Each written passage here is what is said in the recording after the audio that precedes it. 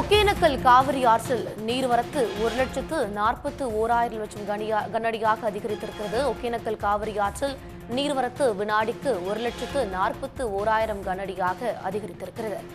இன்று காலை வினாடிக்கு 1,15,000 கனஅடியாக இருந்த நீர்வரத்தானது தற்போது 1,41,000 கனஅடியாக உயர்ந்திருக்கிறது. தொடர் மழை காரணமாக நீர்வரத்து அதிகரித்திருக்கிறது. ஒகேனக்கல் காவிரி ஆற்றில் தற்போதைய நிலவரப்படி நீர்வரத்தானது 1,41,000 கனஅடியாக அதிகரிக்கப்பட்டிருக்கிறது. அண்மை செய்தியாக பார்த்து வருகிறோம். இன்று காலை வினாடிக்கு 1,15 லட்சம் கனஅடியாக இருந்த நீர்வரத்து தற்போது 1,41 லட்சம் கனஅடியாக உயர்ந்திருக்கிறது.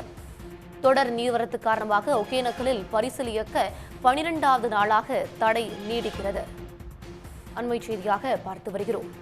தொடர் மழை காரணமாக ஒகேனக்கல் காவிரி ஆற்றில் நீர்வரத்தும் அதிகரித்திருக்கிறது. இது பற்றிய தகவல்களை வழங்குவதற்காக நம்முடைய செய்தியாளர் திருமலைவாசன் இணைகிறார். திருமலைவாசன், விவரங்கள். கர்நாடக அணையிலிருந்து திறக்கப்பட்ட தண்ணீர் தமிழகம் வந்தடைந்த நிலையில் ஒகேனக்கல் காவிரி ஆற்றில் வெள்ளப்பெருக்கு ஏற்பட்டு வருகிறது.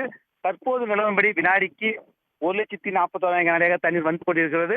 இன்று காலை 1,15,000 கனஅடியாக அந்த நீர்வரத்து தற்போது நிலவரப்படி 1,41,000 கனஅடியாக தண்ணீர் வந்து கொண்டிருக்கிறது.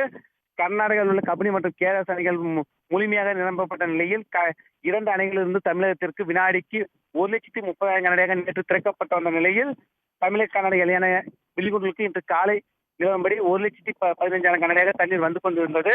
தற்போது நீர்வரத்து படிப்படியாக அதிகரித்து தற்போது நிலவரப்படி வினாடிக்கு 1,41,000 கனஅடியாக தண்ணீர் வந்து கொண்டிருக்கிறது.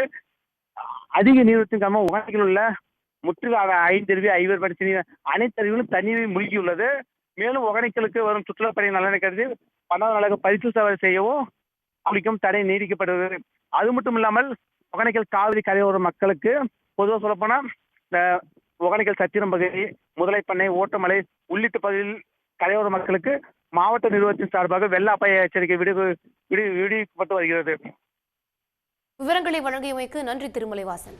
உடனுக்குடன் செய்திகளை தெரிந்து கொள்ள சன் நியூஸ் பெல் ஐகானை கிளிக் பண்ணுங்க.